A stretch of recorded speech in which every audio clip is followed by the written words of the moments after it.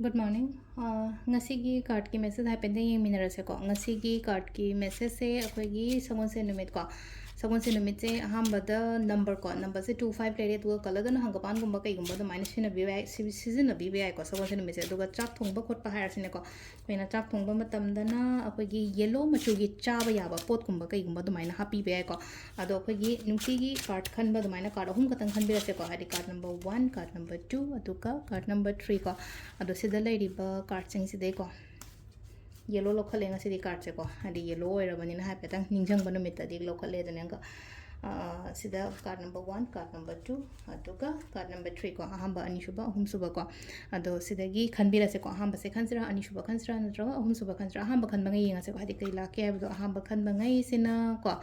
silai se ko khatang poching jenga singa si se stuck toroga lebe ya ko hadi oidabani khangde tapani khangde amani khangde adumai toroga lai ko sida aina hoji oihaninge haraga ngasi ma oihaninge haraga so hadi ngasi ma oidabdo ngasi gi mota hayeng ni khangde hangchini khangde adumai gumba lakpa ya ko ado kem khanbe no agi tobum thoko adum tawo hadi ko agi tobum thoko adum to mai laksani da mai yazani da hai tar ko hadi matha sawe mathau ta de ba sida leina ko oidre yadre na khang dai toroga di ko sisna ahamba khanba le ko ani shuba ko ani shuba sina sida su lei ko hadi matha charaga tensions gumba kai gumba khara lei ko hadi ko sum aina khanba poche oirakta ba natraga sum oigandre na khala adu na hadi tension gumba kai gumba leira ko atopa thaba inkhang tawba matam da hadi focus tawba ngamda bado adu sida kai haige hai kan sida ko hadi just hanagi nuai taba kho to mam do let go to holo aduga anova direction yengo anova thabing khang yengo ko sida amada yadre na dum khanjal lega da banate ko ahum chu basina mu leina ko daw ya gani ko ngasi gena hadi wheel of fortune lai ko wheel of fortune la kum good luck ne ta sina hai thabing khang chak da ba kho ka da ba le raga di ai do ngasi do ya daw yam ya gani kaina du maina khan bi bai ko good luck ada aina pami poto phangba lakpa oiba adu main toroga oina oiri ko sisa sisina ko gi keno gi le ko hadi card ki message le ko timing so ai pe ging ai haijara ge ko mayam da timing sina ayuki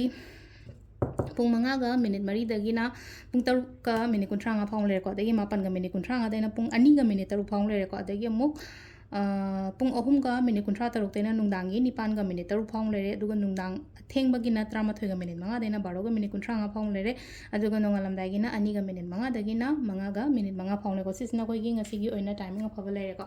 adu sagon sen oibani na ko sagon sen je khoi gi money manifestation gumba kai kai mamang da ina some videos gumba hapa yawi da na ko adu do yeng biyo aduga amana money ball gumba semba ai semodre kram kanda mu yaga da ge khot ka da ya hai thasi gumba kai gumba do mai tar dum sembiyo ko hadi money ball sem ge khot ke na khalaga so natraga any money manifestation gumba taw bo kho pa haraj ne ko money manifestation hadi be lift ga kai da ga sum iyo ko lani iraga paisa majing do iraga ina keno maning da ga hapa na ko phone maning da oiro natraga ai wallet ta oiro ko